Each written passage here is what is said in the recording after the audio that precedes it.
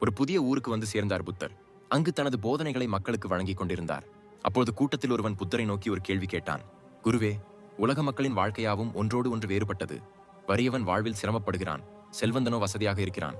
ஆனால் இருவருமே வாழ்வில் தேடுவது மகிழ்ச்சியாகவே இருக்கிறதே, அது ஏன் என்று கேட்டான். புத்தர் அந்த சீடனை பார்த்து புன்னகையுடன், நான் உனக்கு ஒரு கதை சொல்கிறேன், கவனமாக கேள் என்றார். சொல்லுங்கள் குருவே என்றான் அவன். ஒரு ஊரின் தெருவோரத்தில் ஒரு பிச்சைக்காரன் இருந்தான். அவ்வூர் மக்களிடம் இறந்து உண்ணும் அவன் தான் தங்கி உண்டு உறங்கும் இடத்தை மிகவும் அசுத்தமாக கடந்து செல்வோர் முகம் சுளிக்கும்படி வைத்திருந்தான்.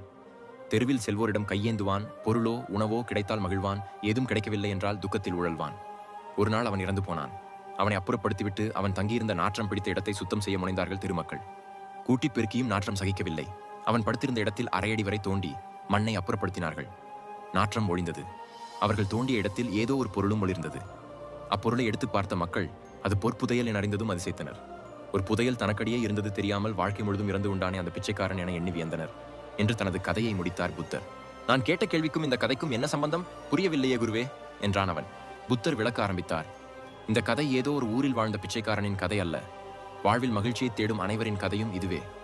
மனிதன் மகிழ்ச்சியை வெளியில் உள்ள ஒரு பொருளிடமோ அல்லது மற்றொரு மனிதனிடமோ தேடுகிறான்.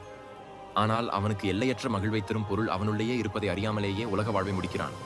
நீ கூறிய வறியவனின் வாழ்வும் செல்வந்தனின் வாழ்வும் அடிப்படையில் வேறுபட்டதல்ல. அந்த வறியவன் செல்வந்தனானாலும் அந்த செல்வந்தன் செல்வாதி செல்வந்தனானாலும் அவர்கள் மகிழ்ச்சியை தேடிக்கொண்டேதான் இருப்பார்கள். ஏனென்றால் அவர்கள் தேடுவது வெளியில். உன் உள்ளே இருக்கும் மனதை உன்னால் எல்லையற்ற அமைதியில் வைக்க முடிந்தால் அவ்வமைதி கொடுக்கும் ஆற்றலுக்கும் ஆனந்தத்திற்கும் அளவே இராது என்று முடித்தார் புத்தர்.